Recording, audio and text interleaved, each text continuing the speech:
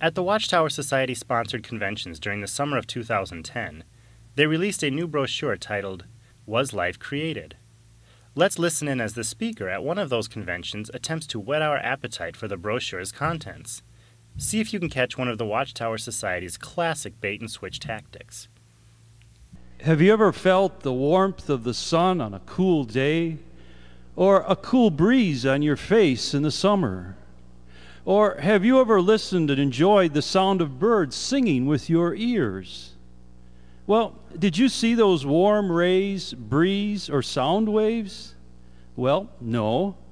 But does that make it difficult to learn of them and enjoy them? Certainly not. Similarly, it is not difficult for us to answer the questions, since we cannot see God and live, how can we learn about Him? How can we draw close to Him? Did you catch it?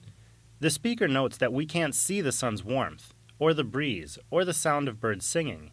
He argues that just because we can't see those things, we can still know of their existence and enjoy them. That's the bait. We don't have to see something to know it's there. But then comes the switch. He asserts that, similarly, since we can't see God, we can still know of and learn about Him.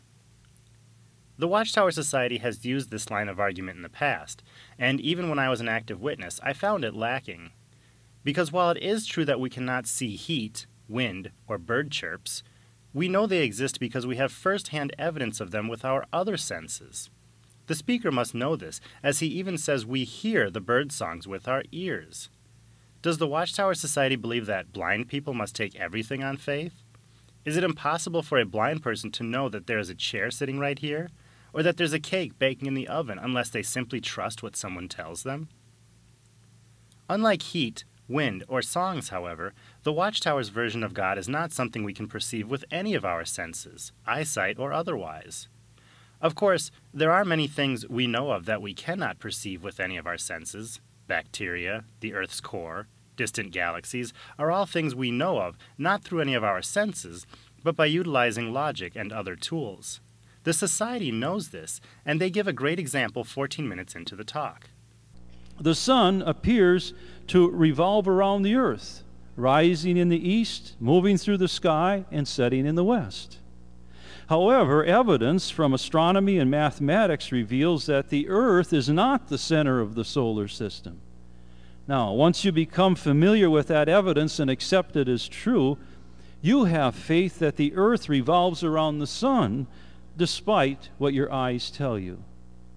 And while the speaker is correct that our eyes can and do deceive us often, he is wrong that we have to take scientists' discoveries about the motion of the earth on faith.